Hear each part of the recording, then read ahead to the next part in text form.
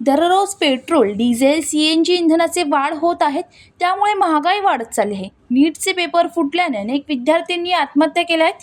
त्यामुळे मोदी सरकार विरोधात कल्याणात काँग्रेसचे निषेध आंदोलन करण्यात आले। स्टेशन परिसरात काँग्रेस जिल्हाध्यक्ष नवीन सिंग यांनी घोड्यावर बसून नागरिकांना मेलोडी चॉकलेटचे वाटप करत भाजप सरकार विरोधात घोषणाबाजी करत कल्याण तहसीलदार कार्यालय गाठले। पाहुयात काय म्हणत आहेत नवीन सिंग।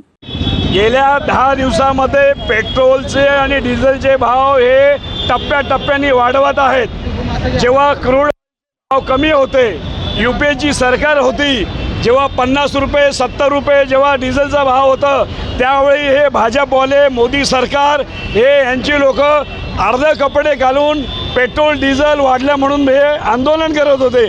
आजच्या तारखेला रूससारखा देश आपल्या देशाला पेट्रोल कमी दरात द्यायला तयार आहे, पण मोदी सरकारचं अडलंय कुठे? ते अमेरिका जसं सांगेल तसं ते काम करतायत। अमेरिकेमध्ये आम्हाला समजले की काय एप्सिन म्हणून नावाची एक फाईल आहे, ती काहीतरी ओपन होणार। हे सत्य किती आहे हे आम्हाला माहीत नाही, पण आमचा लढा हा पेट्रोल, गॅस, डिझेल, CNG यांचे भाव कमी करा।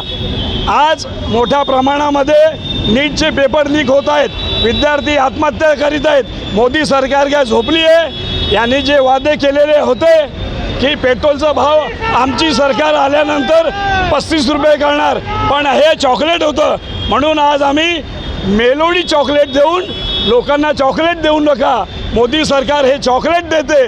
म्हणून या मोदी सरकारने लोकांकरता पेट्रोल डिझेलचे भाव कमी करावे, CNGचे भाव कमी करावे, ही आमची मागणी आहे। मोदी सरकार। राहुल कांबळे, जनशक्ती कल्याण।